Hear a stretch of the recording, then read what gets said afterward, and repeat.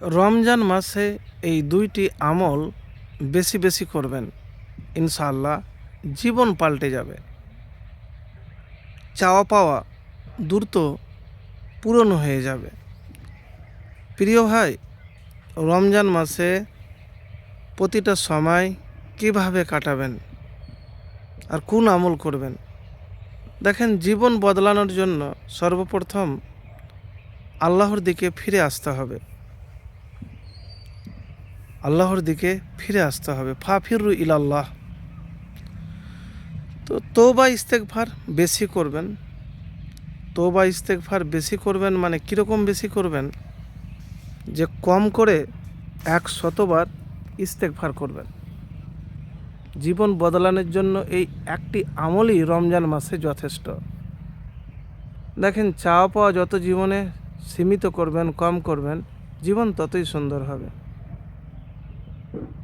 মানে এমন কিছু চাইয়েন না যেটা দুনিয়াতে, আখেরাতের জন্য চান। রমজান মাসে পরকালের জন্য চান, পরকালটা যেন সুন্দর হয়, এই জিনিস আল্লাহ সুবহানাহু ওয়া তাআলার কাছে রমজান মাসে চাইবেন।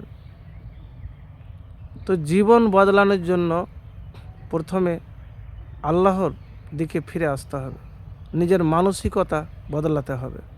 আর 3 নম্বর হলো ইস্তেগফার আপনাকে করতে হবে। আস্তাগফিরুল্লাহ ওয়া আতুবু ইলাইহি বা আস্তাগফিরুল্লাহাল্লাযী লা ইলাহা ইল্লা হুয়াল হাইয়ুল কাইয়্যুম ওয়া আতুবু ইলাইহি। তো যে কোনো ইস্তেগফার পড়বেন, যেই ইস্তেগফার নবীজি সাল্লাল্লাহু আলাইহি সাল্লাম এর হাদিস থেকে প্রমাণিত। তো নবীজি সাল্লাল্লাহু আলাইহি সাল্লাম এই ইস্তেগফার কিন্তু পড়তেন,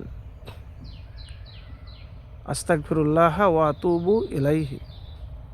তো প্রিয় ভাই, জীবন বদলানোর জন্য, ভাগ্য বদলানোর জন্য, ভাগ্য আপনার বদলে যাবে, জীবন বদলে যাবে যদি ইস্তেগফার বেশি বেশি করে করেন। কোরআন যদি পড়তে জানেন তাহলে তেলাওয়াত আপনি রমজান মাসে অবশ্যই করবেন, পুরো শেষ করার চেষ্টা করবেন একবার। আর যদি না পড়তে জানেন, শিখবেন, শিখা পর্যন্ত সূরা ইখলাস বেশি বেশি করে পাঠ করবেন।